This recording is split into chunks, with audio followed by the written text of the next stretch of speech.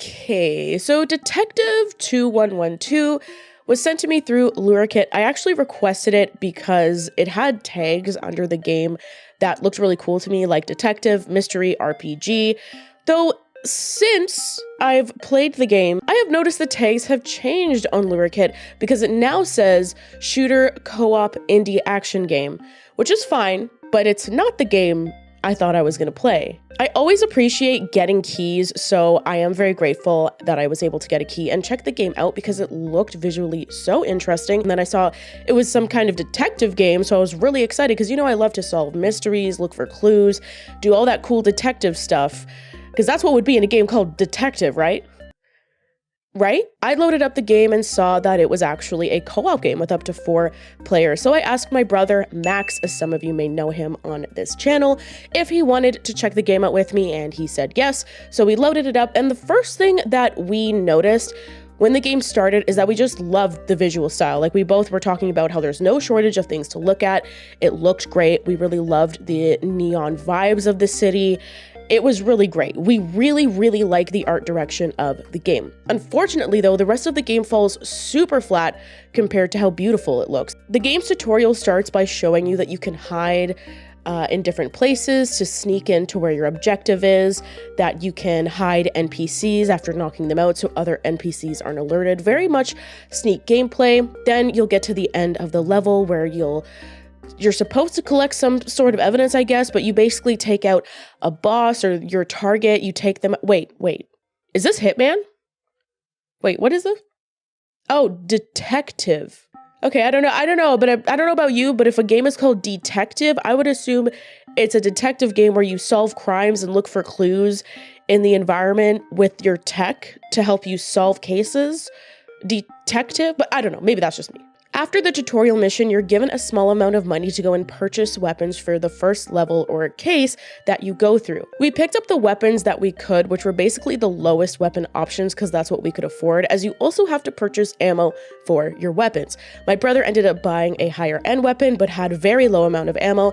I bought the lowest end weapon with the right ammo for it, so I was a bit more balanced, and we decided to jump into the first case. It kind of shows you a case board. You walk in there. We met with a client who was mysterious and was like, I need you to look into this person. And so we thought we'd be going in there and doing all this cool stuff that we saw in the tutorial, like hiding yourself, sneaking into somewhere, hiding up NPCs and stuff like that. The level starts you off scanning, which is something we didn't do in the tutorial, was scanning the environment to find a voice recording, or I don't know, somehow we were finding a voice recording of a password to open a door. So that immediately we were like, okay, we're getting into the detective vibes here. I scanned the area. This also really weird lady character like pops up on the screen when you scan, and it kind of jump scared us because we had no idea what that was. And it wasn't explained at all. And so we were just really confused, but we scanned the environment and we thought maybe if we scanned the environment in other places, would we be able to find things like hiding spots, places to hide NPCs, places for you to hide, etc. Things, health, stuff that you usually find in a level as we progress. So we got through the door, and then there were 2 different ways you could take to get to your objective. So we ventured down into the level, but realized very quickly that we were completely unprepared with the beginner weapons. Apparently, even though my brother and I were playing on medium or regular difficulty, the first level was extremely hard for us. My brother didn't have, like I said, a lot of ammo. Even though he could take the enemies out quite quickly, he would run out of ammo quite quick and had to rely on the enemies dropping ammo. In my case, with the regular weapon, which is the one you would assume you would start with, the starting weapon, I could not take them out fast enough before they would call for backup. Like, they would call for backup immediately. It was way too short of a period. So we basically were getting caught. And when you get caught, the entire level, like every enemy on the entire level comes to get you. Like, they come from everywhere. In fact, if there's different sections of the level, like an elevator breaking up like the upstairs part of the level, those people also are alerted you're there, and when you go up in the elevator, they're just going to be waiting for you. It's like waves of these enemies. We also noticed it's not just the enemies in the level. Some of them started like spawning in, like new enemies were spawning in, and it was extremely overwhelming. They were extremely spongy, the enemies, so it was extremely difficult for us to try and get rid of them. We ended up failing the mission and having to restart it quite a few few times, we started to decide to look for those hiding places that we saw in the tutorial. So we thought maybe we could really stealth it, find some hiding spaces, and just kind of work together with what we had. But we noticed we couldn't do that. Like, there seemed to be no areas for us to hide, even though we took out the first 2 enemies. Whenever we walked anywhere, we couldn't hide them anywhere. We couldn't hide anywhere. We tried to use that scanning thing. It didn't come up with anything in the area at all. We were really confused. We would lose some health and we thought, okay, maybe we can pick some health up. And we saw these little boxes and little crate looking things that look like something you would be able to open up. But no matter what we did, we couldn't open them up or interact with them at all. So that was quite frustrating that we were kind of just stuck with what you had, and everything we did in the tutorial, we literally couldn't do on this first level. We did end up taking advantage of the fact that we noticed the only way to regain our health is to let one of us pass out and then the other person revives them, because you just get 100% health all of a sudden. So we started kind of using that as a way to regain health, just to try and stay alive long enough to clear the enemy so we could actually play the game. It took my brother and I 1 hour. 1 hour to get past the first level. We actually ended up having to change from medium difficulty to the easy difficulty at the last go, because it was just so difficult. We could not get through the first level. We tried for so long. So at the end of that hour, we were like, let's just switch it up and play on easy, because this is too difficult and we're just never going to get through this game. We ended up going to a computer so that we could go to the next level down. And we went down there, we were expecting to do some, detective work in investigating, but it turns out there was just like a boss down there who basically you say, stop being evil, or you have evidence, and they're like, no, I don't want to do that. And then they start fighting you and you take them out, and that's the end of the level. You literally just get rid of them. You're sent there to like investigate by someone, and instead you just get rid of them. Like, I don't really know what kind of detective we are, but I don't think we're a good one.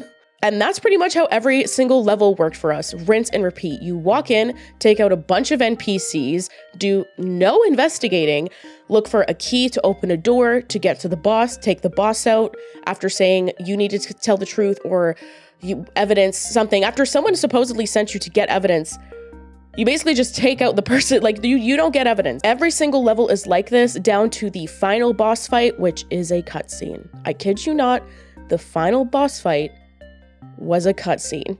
My brother and I laughed so hard.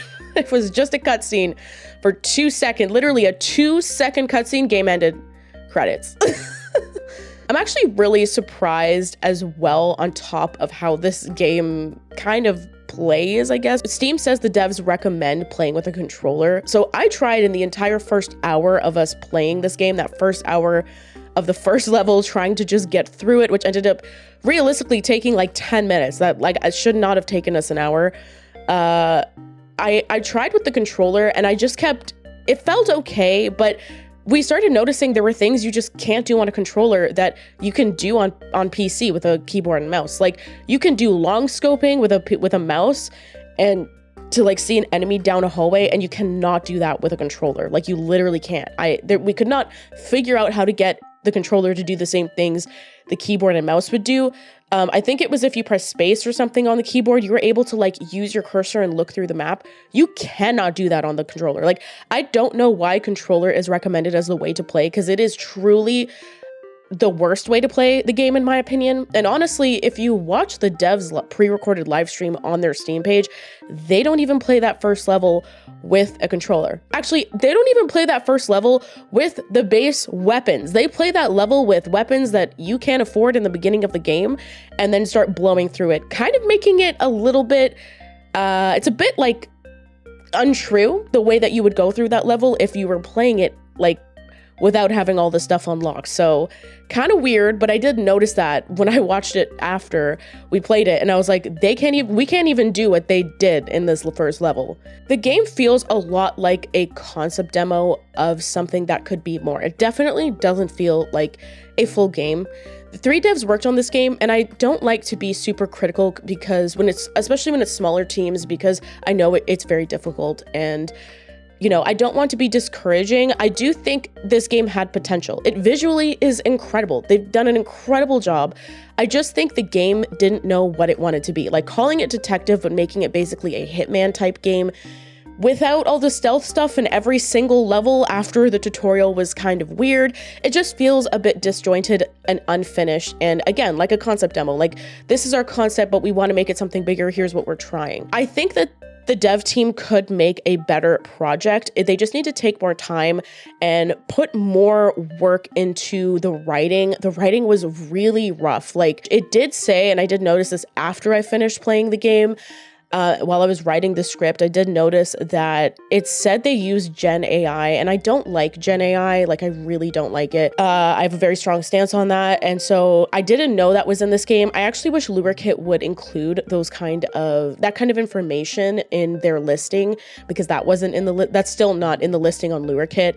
So I didn't know that. Now I'm gonna make sure I double check the games on Steam as well fully before I even, ask for keys and stuff. But it definitely, like, I'll talk directly to the devs. Gen AI, and any devs, like, Gen AI is going to make your product feel very cheap. It's very obvious. Like, we knew the writing, something was wrong with it when we were reading through it. I would just take the time to get someone to translate. Online, I see a lot of indie devs reaching out to the community asking for help, and people are willing to help, because Gen AI is just not going to make your product feel alive. It's going to make it feel cheap. It's going to make it feel rushed, because that's kind of what it is. And you definitely should take the time to have a human touch in it. Your art is basically getting destroyed by using Gen AI, and that's really unfortunate. I didn't know that was in this game. I don't really want to play games that have Gen AI in it. It would be helpful for your next project to not use that. Like, don't use that. Take the time to not use that, and take the steps to have human touches to your game, because it's just going to make it better all around. But the writing was quite weak with the story. Like, there were literal twists that happened that was not set up at all. Like, at all about your character. Something just happens towards the end of the game, and my brother and I, we were so confused because we had no idea what was going on. So it was just really all over the place. And a lot of the reviews say similar things to what I've said, that there's balancing issues, or even though the game looks incredible, everyone can agree this game looks incredible, the story falls flat, the writing is kind of terrible, especially with the Gen AI translating. It's just not great, and it would be great to see more of those things fixed, like I mentioned, because I really do think this project had potential. Thanks so much for watching, and a big thanks to my brother for taking time, even though we are both sick and he is very sick, took the time to play the game with me. It took us about 2 hours to play through it. Again, that whole hour, 1 hour being dedicated to just that first level. So really it took us about an hour to play the entire game. It's a short game, and that shortness doesn't take any points off for me, because I don't mind a shorter game. It's really all of the other things that I mentioned, of those mechanics and the choices made for the gameplay. But yeah, I really appreciate him taking that time to play through it. But yeah, thanks so much for watching. Let me know what you think about this game, if it would be misleading to you, seeing the way it looked and the name of it and everything. I hope Lurikit can do better tags so I can make better informed decisions about the games that I choose to cover on this channel. I will see you in the next one. Remember to stay safe, hug your loved ones, and I'll see you all next time. Bye!